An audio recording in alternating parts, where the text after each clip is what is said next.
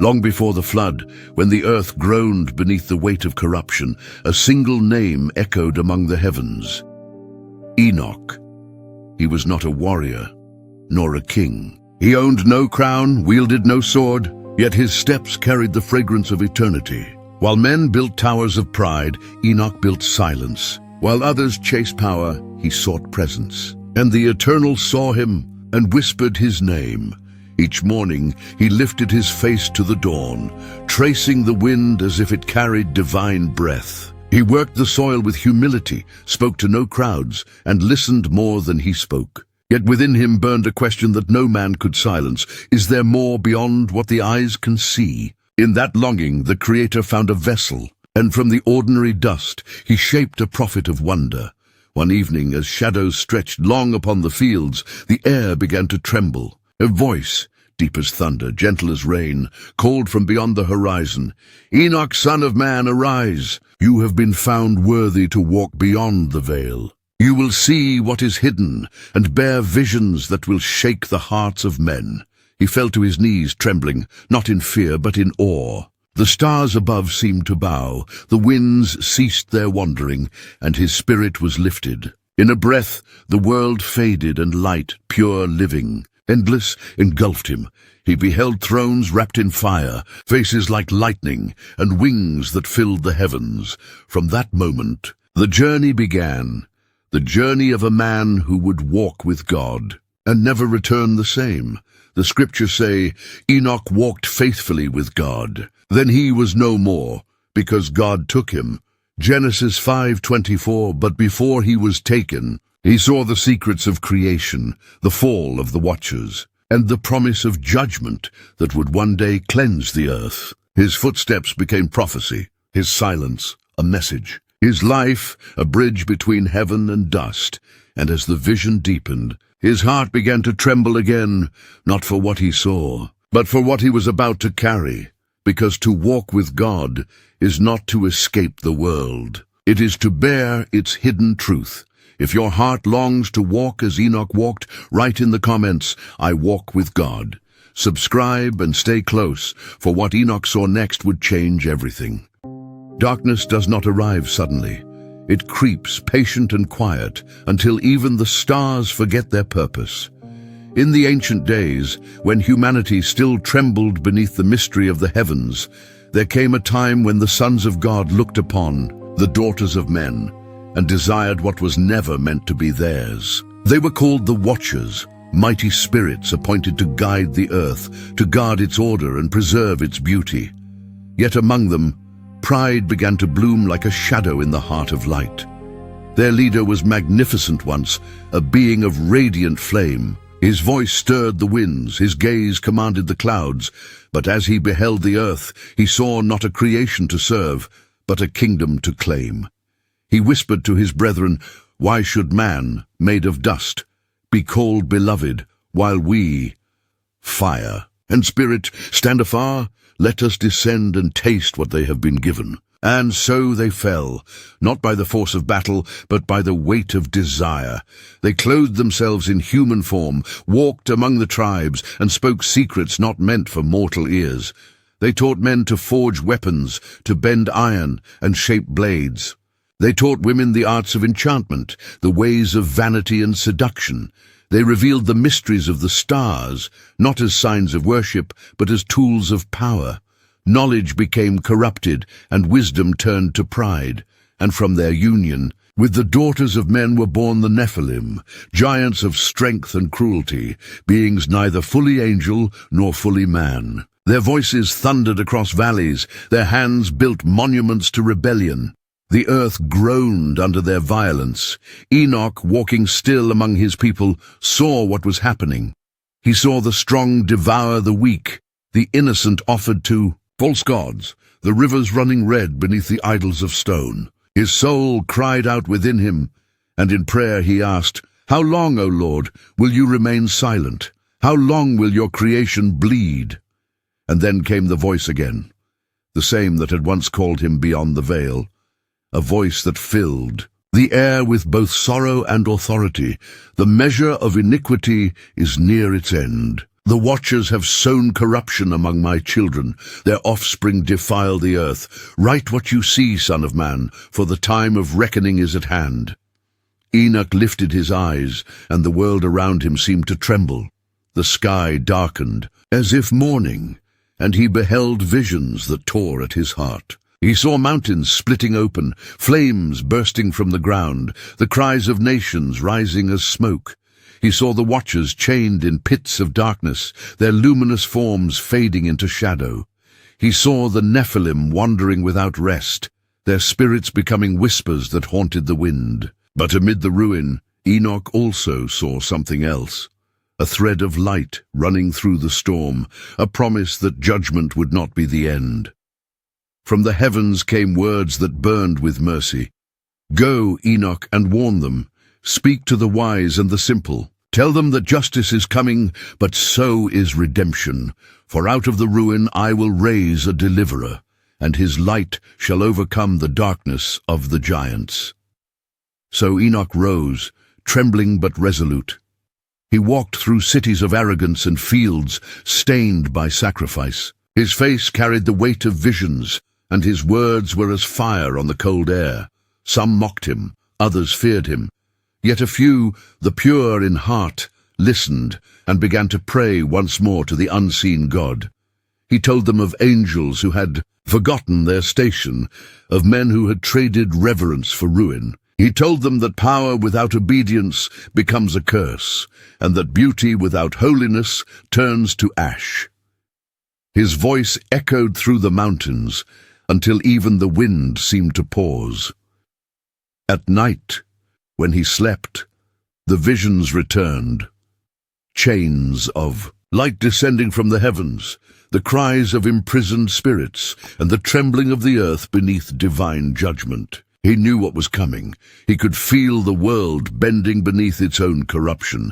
Yet in that chaos he sensed something deeper, the beginning of a divine plan that even the fallen could not undo. The people began to speak of him as the man who walks with God. Some said he spoke with angels. Others swore they saw light surrounding him as he prayed. But Enoch cared little for titles. His heart was consumed not with glory, but with burden. To write, to warn, to prepare. One evening, as he stood on a hill overlooking the valley, he saw the horizon flicker like the edge of a sword. In that light, he heard again the voice that had chosen him. Write these things, Enoch, for though the earth will tremble, my word will not fail. Judgment comes, but mercy stands beside it. And with trembling hands, Enoch began to inscribe what he had seen, visions of rebellion, ruin, and the promise of restoration. He wrote not to preserve history, but to awaken hearts, because the story of the Watchers was not just about angels and ancient sins. It was about the same pride that still whispers within every human soul. For when man seeks to rise without God, he falls deeper than the earth itself. And when heaven's wisdom is traded for earthly glory, creation again begins to decay. Enoch's eyes filled with tears as he finished his writing, for he knew that the corruption of heaven had become the reflection of man's own heart. Yet, even then, in the stillness of night, he sensed the nearness of the one who watches, the one whose patience is greater than the stars. And so the prophet lifted his hands to the darkened sky and whispered, "Your justice is sure, O Lord, and your mercy endures forever." The wind stirred softly. The earth was silent again. But above, the heavens prepared for the next revelation, one that would take Enoch beyond what any mortal had ever seen. There are journeys that begin with footsteps, and others that begin with silence. When Enoch had spoken the words of warning to his people, when his voice had become a cry carried by the wind, heaven called again. The veil that divided the visible from the invisible began to tremble once more. The time had come for him to see the structure of all things, to walk where no mortal foot had ever tread. That night, as he knelt in prayer upon the stones of a lonely hill, the earth beneath him stilled. The stars above grew brighter until they formed a river of light. A hand unseen lifted him, not by wings nor fire, but by spirit. The world faded like mist, and Enoch found himself standing before a vast horizon of white flame. A voice, calm and eternal, spoke, "Behold, Enoch, the 7 heavens, the pillars of my order. What you see, write faithfully, for men have forgotten that the cosmos obeys a king." And thus began the ascent. The first heaven opened before him like a sea of crystal. Below it lay the clouds of the earth, glistening like waves beneath moonlight. There he saw angels moving in quiet labor, clothed in silver light. They directed the winds, measured the rain, and guarded the rhythms of the world. One approached him and said, "Here begins obedience. We serve the order that men no longer see. The dew, the snow, the thunder, each moves at the command of the Most High. Tell them, Enoch, that chaos is the offspring of pride." Enoch bowed his head and understood. Even the wind had a shepherd, and every drop of rain a mission. He was then lifted higher, and the second heaven unfolded, a realm wrapped in darkness, not of absence, but of restrained light. There were no stars, no singing, only the heavy silence of sorrow. Enoch's heart trembled, for he saw prisons made of shadow and flame. Within them were the watchers who had fallen, beings of once unimaginable radiance now chained in stillness. Their eyes burned with regret, but not repentance. One rose, bound by bands of light, and spoke with a voice that shook the air. "Tell the Most High that we have not forgotten. Our hearts remember the glory we lost." But Enoch could not answer. The angel who guided him whispered, "Do not speak, for justice has already spoken." And so Enoch turned away, tears upon his face, for he saw what pride does even to those born of light.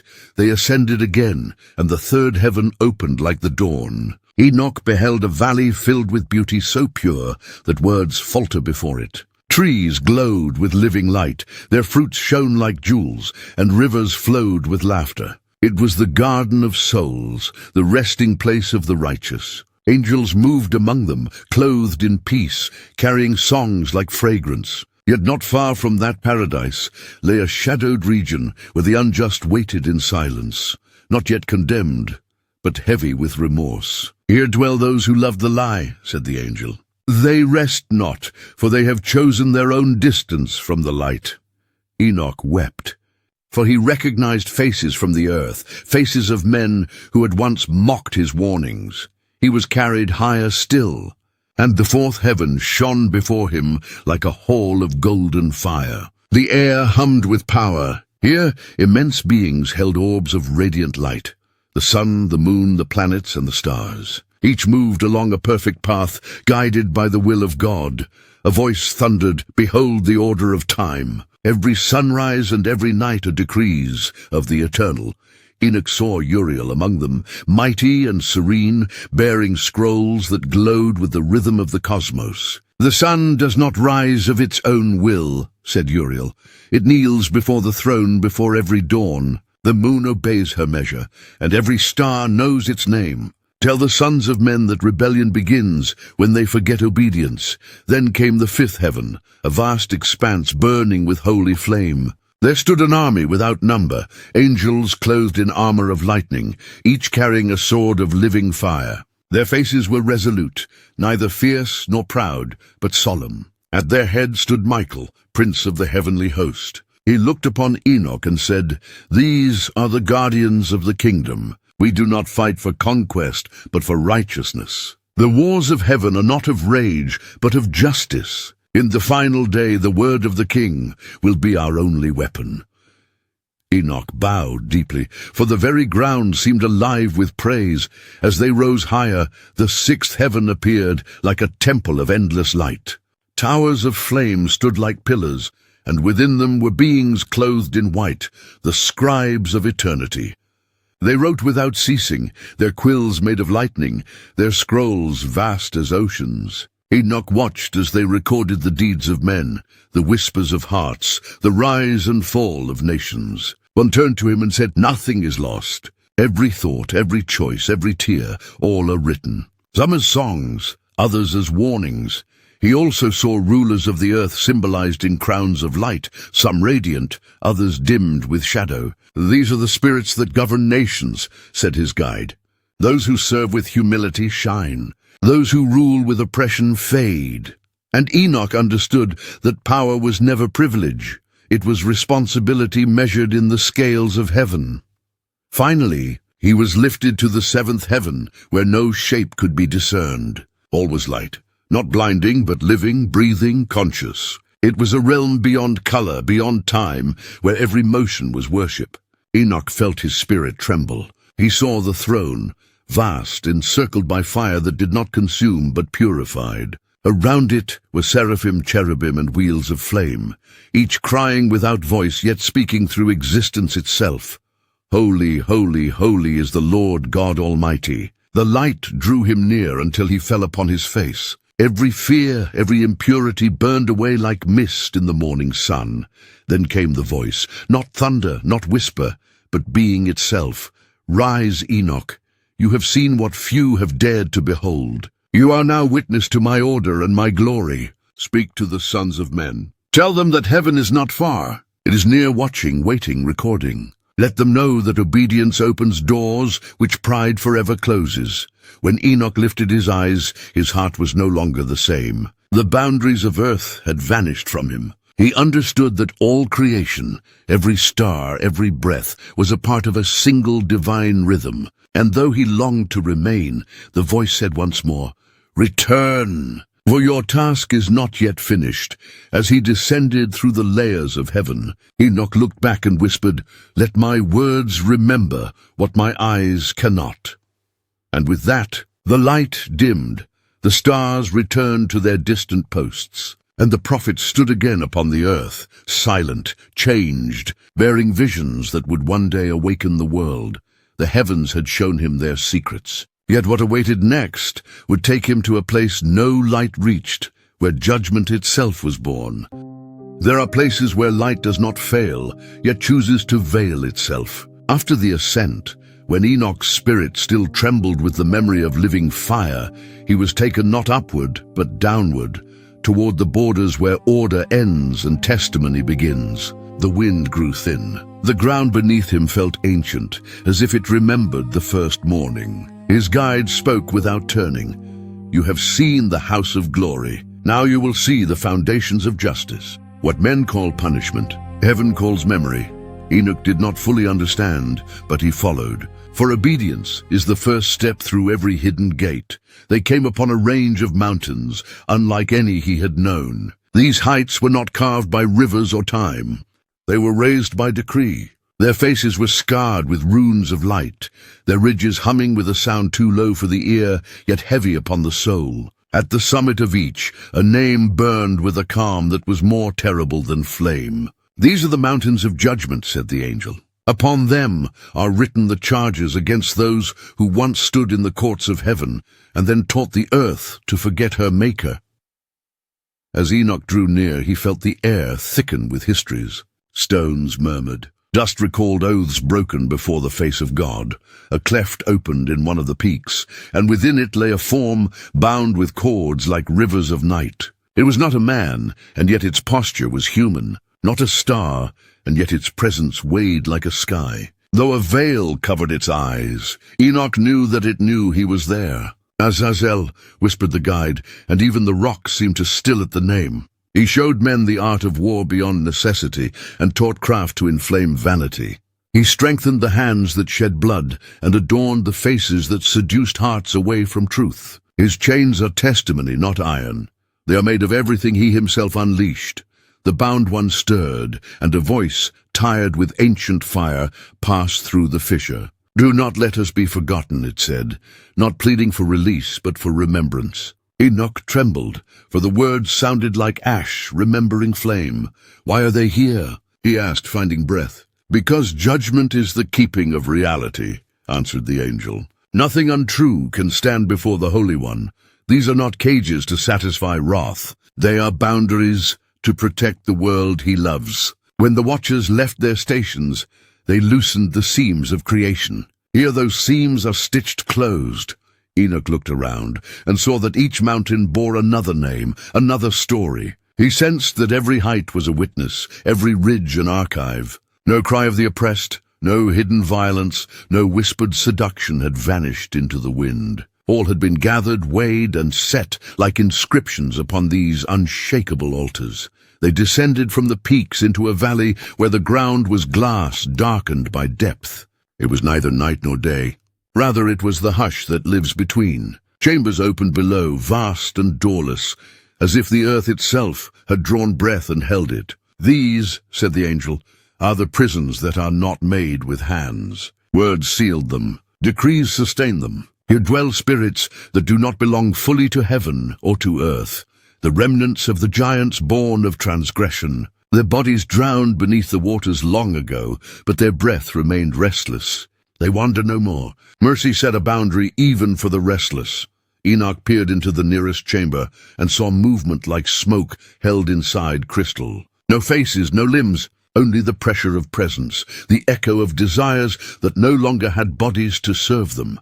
In another depth, Enoch perceived kings who had crowned themselves gods, judges who bartered verdicts, teachers who bent truth to gain praise. Each cell held a shape formed by choices made. No lash struck them, no flame chased them. Their torment was clarity. "Is there return for them?" Enoch asked, with a grief he did not expect. "For those who are sealed in final defiance, no," replied the angel.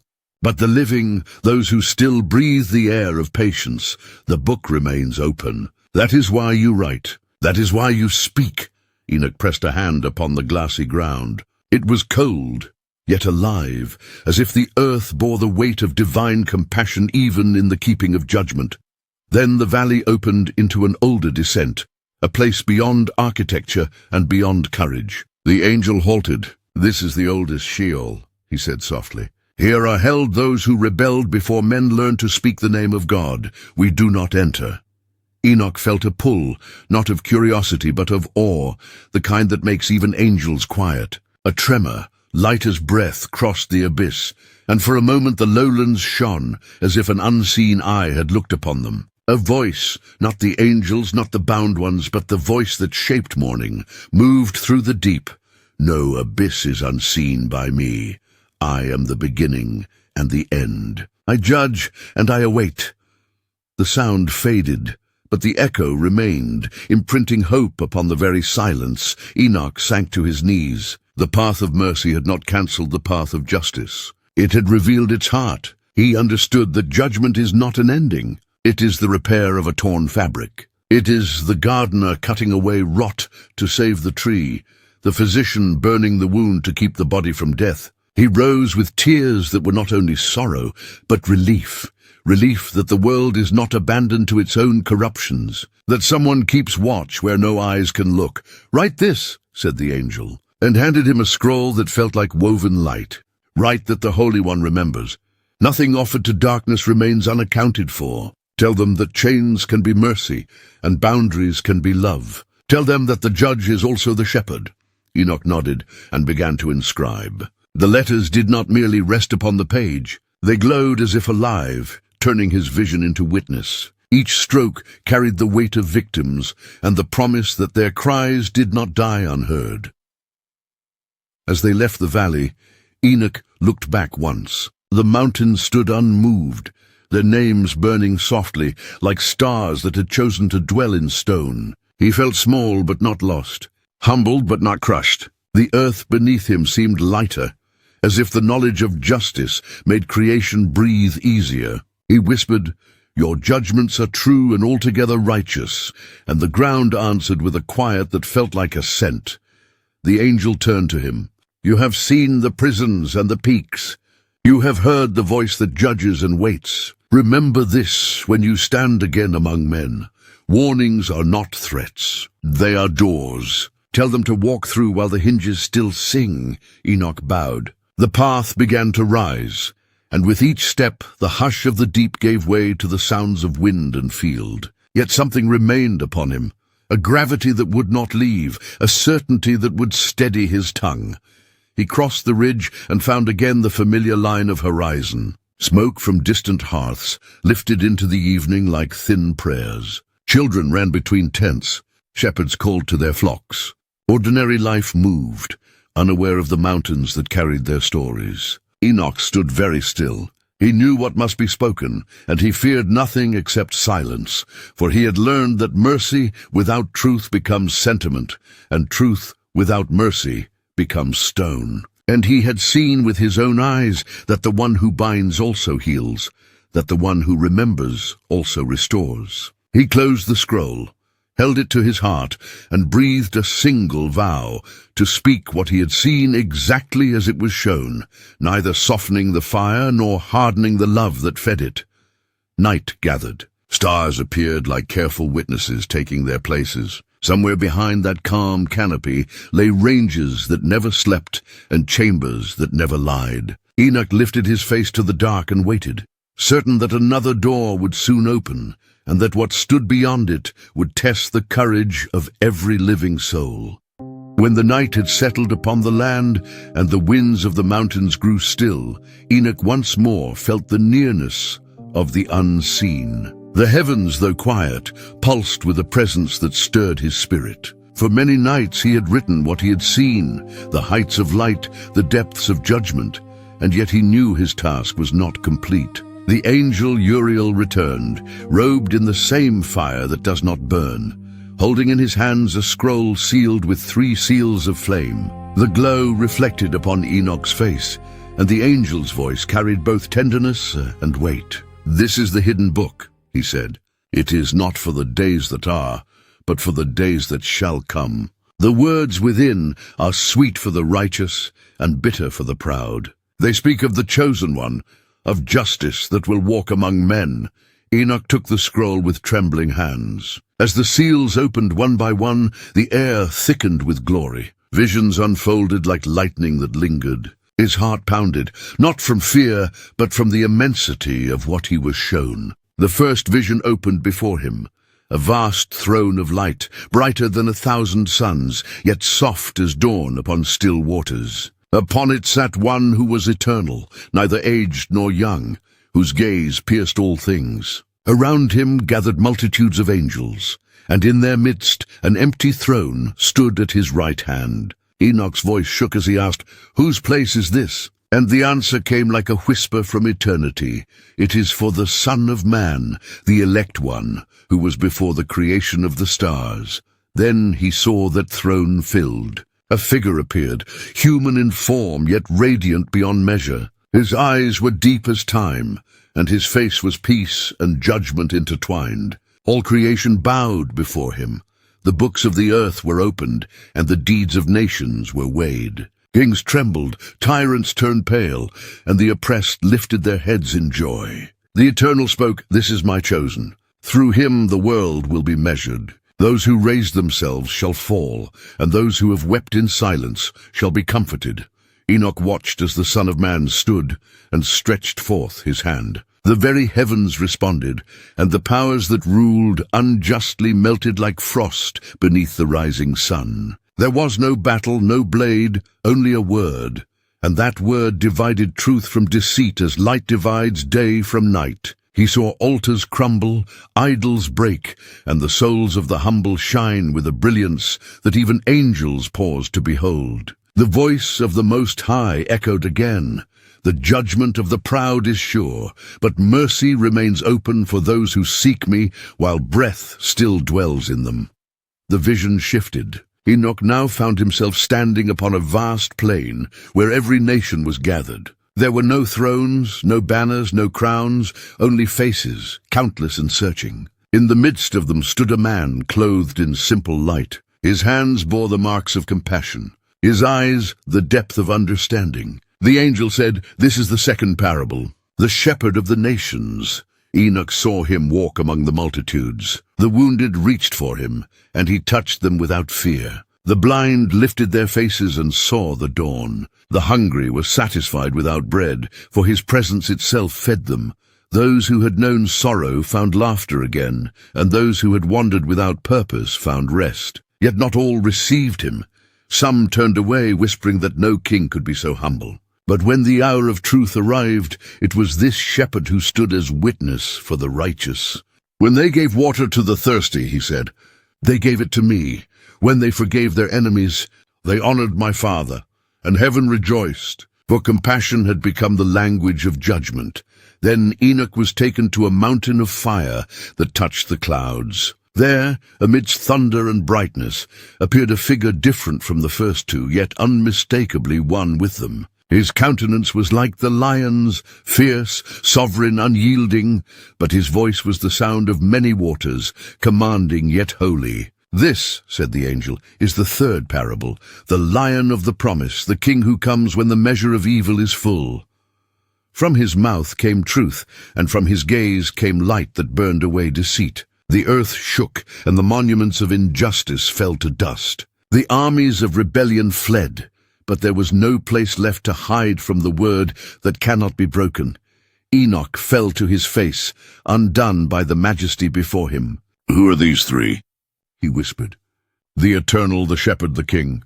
And the answer resounded, "They are one, the same glory in 3 seasons of revelation. The chosen, the compassionate, the conqueror." Enoch understood then that the divine plan was not chaos, but harmony, unfolding through ages with patience and precision. What was promised before time would be fulfilled beyond it. The angel's voice softened. "Write this, son of Jared. When the world forgets justice, this book will remind it. When kings exalt themselves as gods, this book will strike them down with remembrance. When the faithful grow weary, this book will console them. It is a mirror for the heart and a lamp for the final night." Enoch obeyed. His hand moved as though guided by invisible flame. The words that formed on the scroll were alive, breathing and burning. They spoke of the day when every shadow would confess the light, when every wrong would be unmade, when love would wear a crown and truth would reign. As he wrote, tears blurred his sight, for he saw that the story of the ages was not merely about wrath and ruin, but about restoration, that even judgment was mercy in disguise. When the final line was inscribed, the heavens opened above him once more. The angel took the scroll, sealing it again with fire. "This will sleep until its hour," he said. "For the generation that loses its sense of judgment, it will awaken. Its words will taste like honey to the righteous and like iron to the corrupt."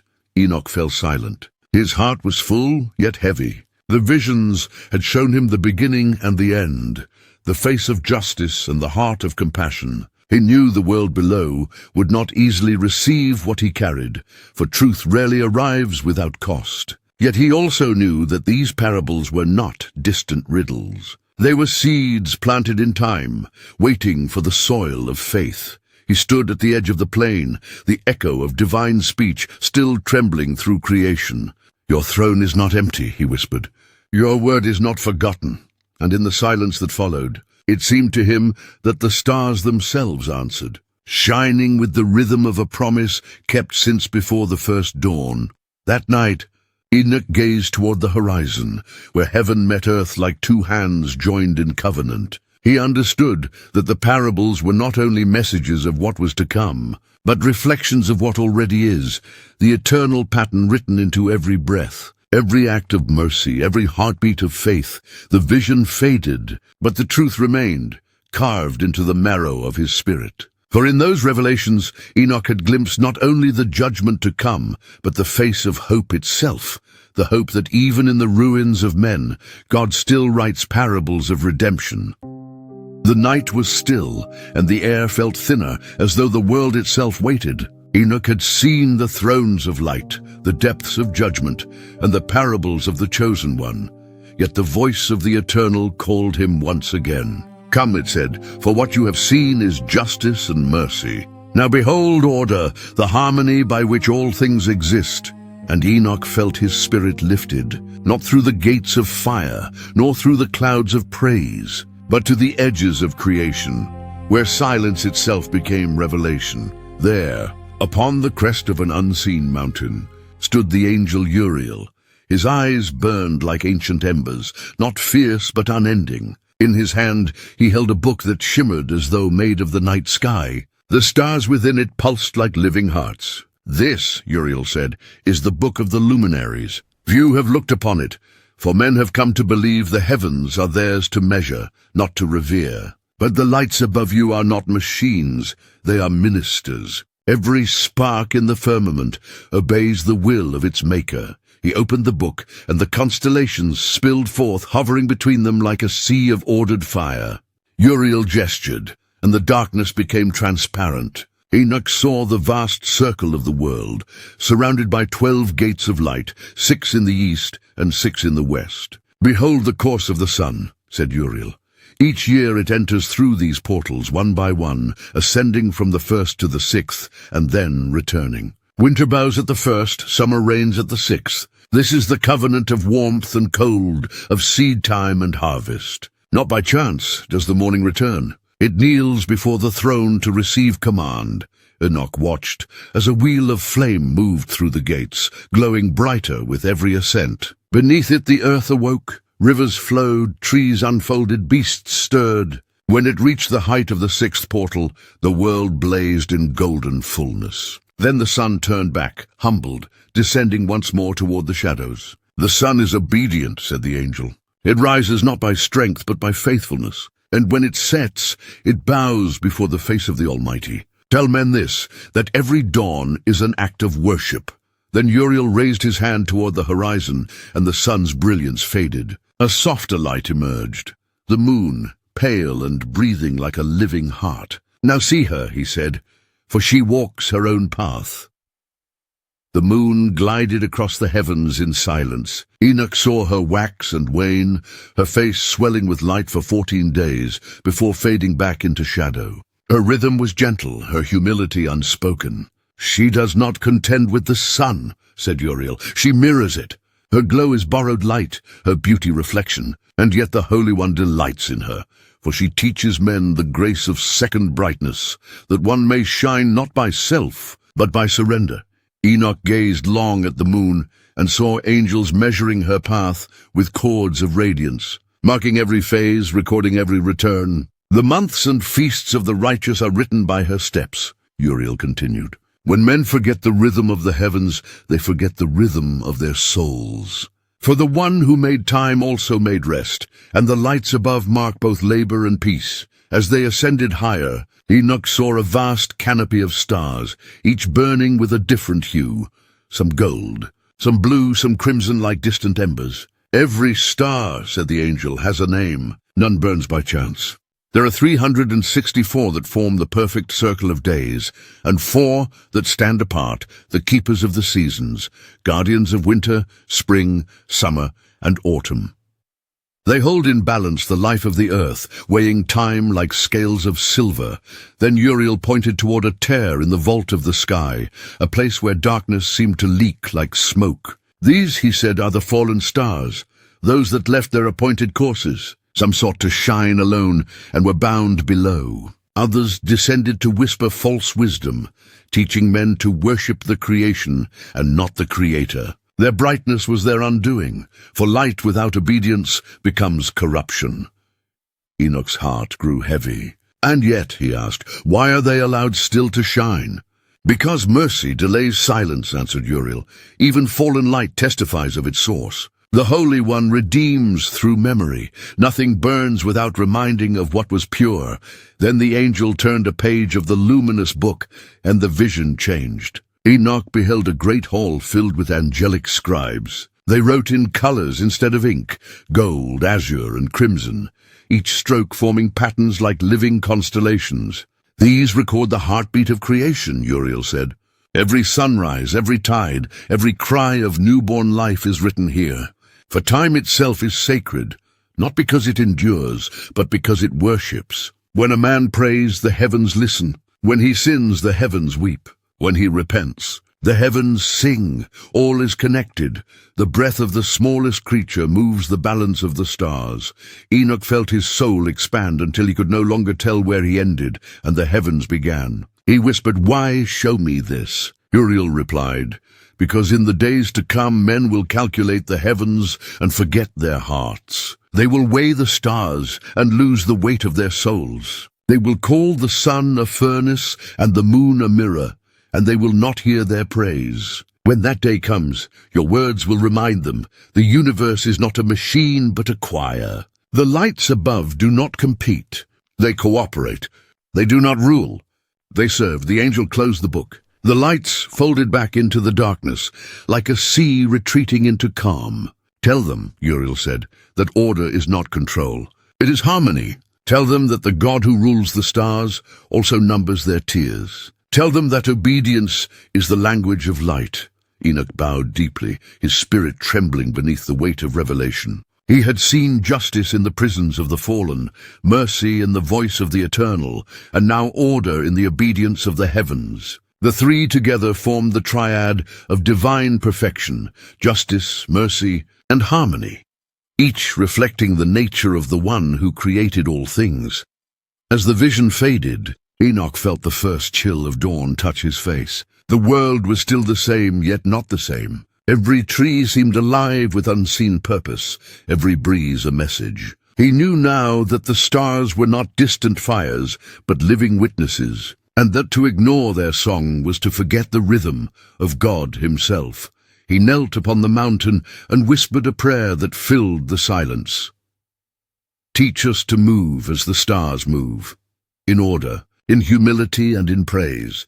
And for a long while he remained there, watching the sun rise once more through its first portal, steady and sure as it had since the beginning. He understood that the faithful are like the luminaries, shining not to be seen, but to obey.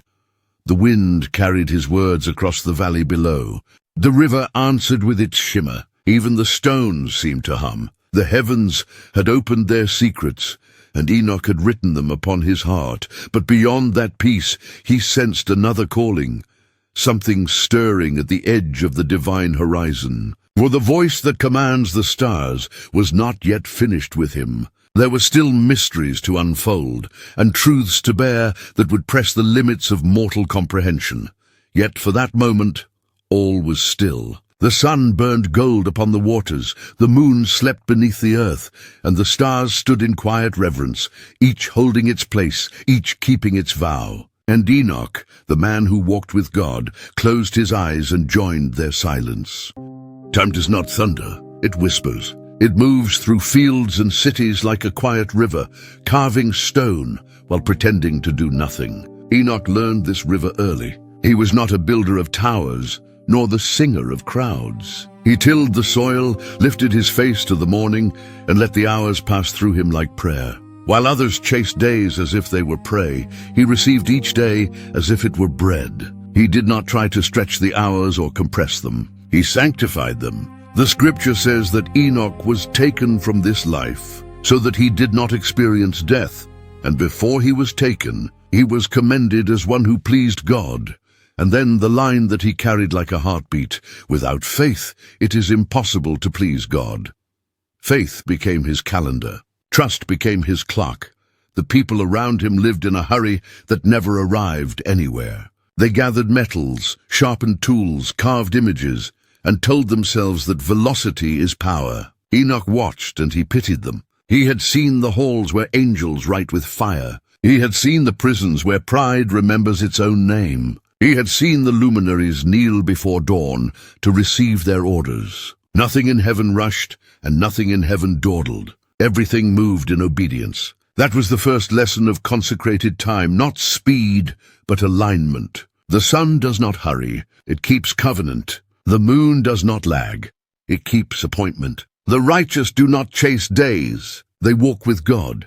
He began to mark his hours not by tasks completed, but by presence perceived. At first light, he stood still and let the silence answer for him. At midday, when the heat pressed hard upon the fields, he recited the names of the Holy One he had learned in his visions. In the cool of evening, he walked the margins of the village and prayed for those who mocked his warnings. "Teach us to number our days, that we may gain a heart of wisdom," he would say, and the very ground seemed to listen. He found that wisdom is not a harvest of knowledge, but a harvest of attention. If he gave the hour to God, the hour gave itself back transfigured. Even labor bent toward worship, and even rest became a declaration of trust. In such a rhythm, time ceased to be a cage and became a temple. Yet consecrated time was not the escape from sorrow. It was the courage to place sorrow in order. Enoch lived amid a generation that grew more skillful in violence and more eloquent in deceit. He heard laughter rise from feasts paid for by blood. He watched faces painted for seduction and altars built for idols. He knew judgment was written. He had seen the mountains where names burn, and still judgment did not fall. The delay felt like a storm that gathers and refuses to break. In that delay he learned the second lesson of holy time, that patience is not empty. It is mercy breathing. The Eternal does not forget, he waits. Enoch's heart wanted a quick ending to a long wrong, but the voice he had heard in the deep answered without anger. I am not slow as men count slowness. I am giving space for repentance. So Enoch waited, and his waiting was not stillness. It was sowing. He sowed prayer into mornings and honesty into trade. He sowed blessing into enemies and gentleness into arguments. He sowed stories of the chosen one into the ears of the young, telling them that a shepherd will come whose hands heal and whose word judges truth without a sword. Some scoffed and turned away. Others nodded and forgot. A few carried the seed home and let it die into life. Enoch learned that the most revolutionary act in an age of noise is steady faithfulness. The world measures greatness in leaps. Heaven measures it in steps. Enoch walked with God, not ran, not soared, walked. One obedient hour after another until hours became testimony. There were nights when the sky felt close and the weight of waiting bent his back. He would lie on his mat and recall the seventh heaven, that sea of living light where all fear burns to purity. He would remember the throne and the wheels of fire and the word that had made him more spirit than dust. Then he would remember the fields, the children, the widows, the shopkeepers weighing grain with unsteady hands, the old men whose eyes had seen too much and understood too little. He would remember that heaven had sent him back, and that return is also mercy. If the judge only judged, who would be saved? But the judge sends witnesses before the gavel falls. In the suspended hour between guilt and sentence, testimony is love. Slowly, consecrated time began to leave its mark. Quarrels shortened. A merchant restored a measure he had secretly shaved. A husband broke his idol and went home early. A child asked his mother why the morning felt different, and she could not answer, except to press him to her chest and weep. The change was not sudden, nor was it complete, but it was real. This was the third lesson Enoch learned.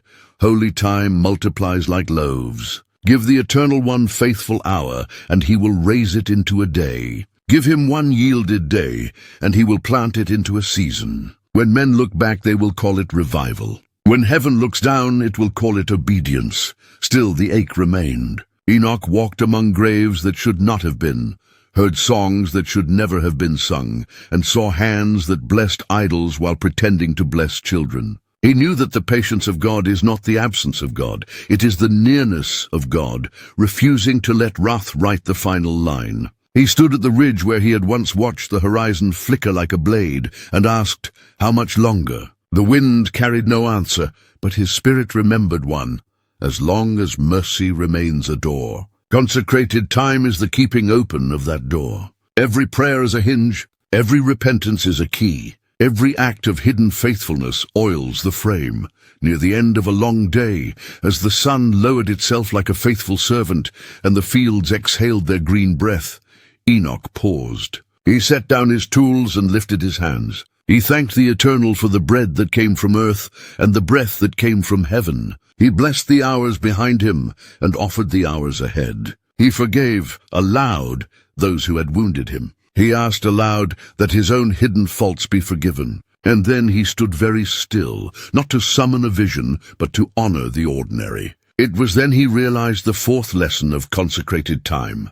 When you welcome God into the common hour becomes uncommon. The border between the seen and the unseen thins, and life begins to glimmer with its true weight. A neighbor passed and asked why he stood motionless in a field that had already been harvested. Enoch smiled and answered gently, because the day is still in my hands, and I want to return it clean.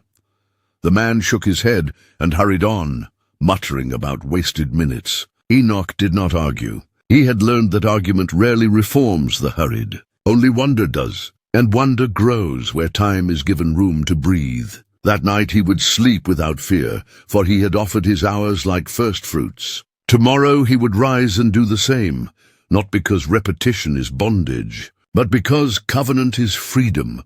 When darkness gathered and the first stars took their stations, Enoch sat near the entrance of his tent and recited the promise that had steadied him since the beginning, that the one who numbers the stars numbers the tears, that the one who keeps the seasons keeps the saints, that the one who measures years in mercy also measures steps in grace. The river of time moved on, but he was no longer swept by it. He walked its bank with the one who made the river. A hush settled upon the camp. Even the dogs ceased their restless pacing. Enoch's eyes lifted, not to demand a sign, but to adore. Far off, beyond the ordinary starlight, the air seemed to shimmer, as if a threshold waited for a faithful foot. He drew a slow breath, and the hour answered him like a living thing. Something in the quiet began to turn, gentle and inevitable, like a hidden hinge long prepared. The morning began as any other, yet carried a strangeness too subtle to name. The air was cleaner, the light more tender. It was as though creation itself had paused to listen. Enoch rose early, washed his face in the cool stream, and looked toward the horizon. For 365 years, he had walked the same earth, breathed the same wind, and whispered the same prayers. But on this morning, the silence did not feel empty. It felt full, as if invisible hands had drawn open a curtain between worlds. He stepped into the fields, the dew still clinging to his feet, and began to walk. He did not know it would be his last morning on earth, yet somewhere within, his spirit sensed a shift. The rhythm of time itself seemed to slow, as though waiting for something it had long anticipated. Each step carried a weight of completion. The leaves above whispered in soft tones. The birds sang lower, almost reverent. The world, for the first time, felt perfectly still. As Enoch walked, he remembered the first time he had heard the voice, not from thunder, but from stillness. It had been in the valley of stones, where wind carved songs into the cliffs. The words had called him not to build, not to rule, but to walk. The path was not meant for conquest, but for communion. That was the beginning of everything. Now, as his sandals brushed against the soil, he realized how simple and how infinite that call had been. To walk with God is not to escape the world, but to carry heaven through it. He thought of his wife, her hands rough from the years of harvest, and of his sons, who now raised their own children beneath the same open sky. He remembered the questions they used to ask. Father, what does it mean to walk with God? He had never known how to answer. Words could not translate what only faith could feel. It was not a journey of distance, but of nearness, of living so attuned to the eternal that even silence becomes dialogue. As he continued down the familiar path, he began to feel lighter. The weariness of years slipped from his bones. The aches of labor, the scars of time, the tremors of memory, all faded. The air around him thickened with radiance, not blinding but alive. He looked down and saw his hands faintly translucent, as though light itself was weaving through him. The earth beneath his feet no longer pressed against his weight. He took another step, and his foot did not touch ground. It rested upon something unseen, firm, yet fluid like the surface of wind. A sound rose, not from the sky, but from within. A harmony that felt older than creation. The voice that had spoken to him all his life now surrounded him. Enoch, it said, you have walked faithfully before me. The days of your pilgrimage are complete. You shall not taste death, for death has no claim upon the obedient. Come, beloved! The way is open.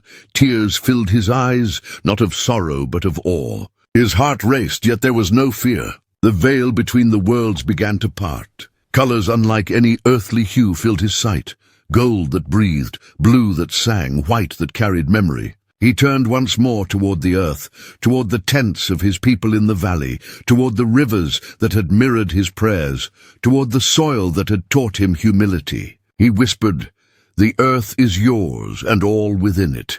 The ground beneath him dissolved into mist, and the heavens expanded. He saw the 7 realms once more, each layered upon the next, like veils of flame and song. The first heaven, where the winds are shepherded. The second, where the fallen lie bound in shadow. The third, the garden of rest and the valley of waiting souls. The fourth, where the sun and moon obey their command. The fifth, where warriors of light train in silence. The sixth, where the scribes record all things. And beyond them all, the seventh, the dwelling of glory beyond sight or form. Each opened before him as if welcoming home a long-remembered friend. As he ascended, angels gathered along the way. Their faces shone with quiet joy, their wings forming archways of living fire. Enoch, they sang, the friend of God, the witness of ages, the keeper of the hidden books. Blessed is the one who walks, for his steps echo in eternity. He wanted to fall to his knees, but there was no ground left to kneel upon. Instead, his spirit bowed inwardly, overwhelmed by the humility of being seen. Passing through the fourth heaven, he beheld Uriel, who once had shown him the paths of the luminaries. The archangel bowed slightly, his expression serene. Your journey is complete, son of Jared. What you have written will endure when thrones and empires fall. Your testimony will awaken hearts long after stars have burned their course. Enoch tried to speak, but no sound formed. The angel smiled. Words are for men. In heaven understanding is communion. Higher still he rose, past the halls of the scribes, past the rivers of light, until all creation seemed to narrow into a single point of brilliance. There, at the summit of all mystery, stood the throne of the Almighty.